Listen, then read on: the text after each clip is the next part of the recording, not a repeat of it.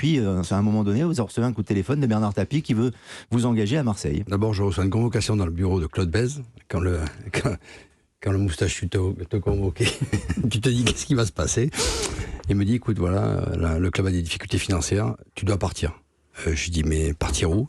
Tu dois partir à Marseille. Et tu pars avec Jean Tigana.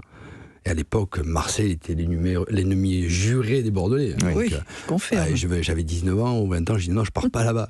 Tu pars là-bas. Bon, je dis non, je partirai pas là-bas. Il me dit, bon, ok, rendez-vous demain matin. À l'époque, il n'y avait pas le portable, donc rendez-vous dans le bureau de Claude Bèze avec le fixe. Boum, qui c'est au téléphone?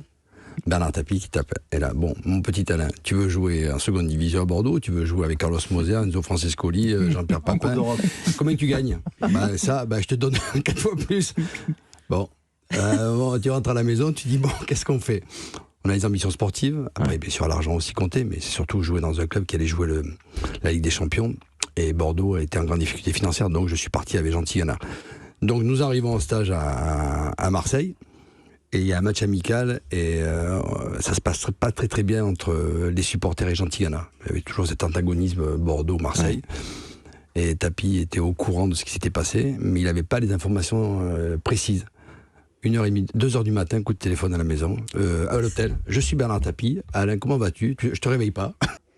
Oui, écoutez, vous avez parlé du Kosovo. Moi, j'ai précédemment dirigé le Sénégal, le Mali, qui étaient aussi des pays musulmans. Donc, aujourd'hui, il faut faire face à cette situation. Et dans un premier temps, difficile de l'interdire. Ça, c'est une réalité.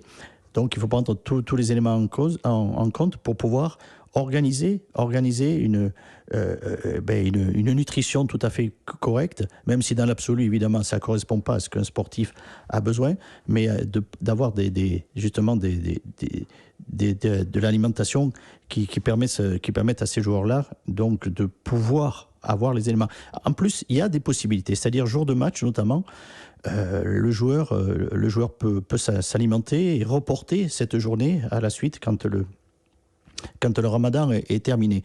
Il y a des professions, vous êtes pilote d'avion, chirurgien, quand vous devez vous devez pratiquer, bien vous avez la possibilité justement de vous alimenter. Mais ce qui est compliqué pour le joueur, il y en a qui peuvent plus ou moins se comporter comme il faut.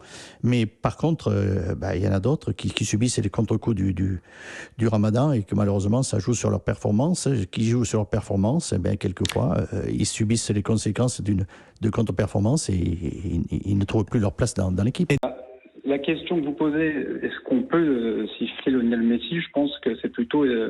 on doit siffler Lionel Messi quand on est supporter du Paris Saint-Germain, et je parle de supporters depuis très longtemps. Les nouveaux supporters, peut-être pas, mais ceux qui ont quitté le parc ou ceux qui sont encore au Parc des Princes, mais qui étaient là bien avant. Je pense que des joueurs ont été sifflés au Parc des Princes pour des prestations bien meilleures que celles de Lionel Messi. Il faut remettre le contexte de Messi quand il arrive au PSG.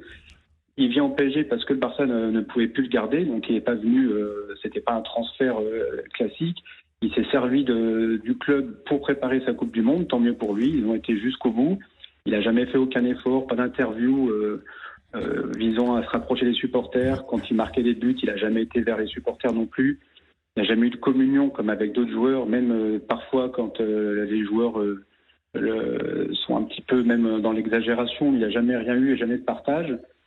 Et il était déjà un petit peu à bout de souffle avec le Barça, si on se souvient bien, avant d'arriver au PSG aussi. Quand il y a eu la remontada contre la Roma, Liverpool, il prend une correction contre le Bayern, le PSG, c'était déjà plus le grand Lionel Messi.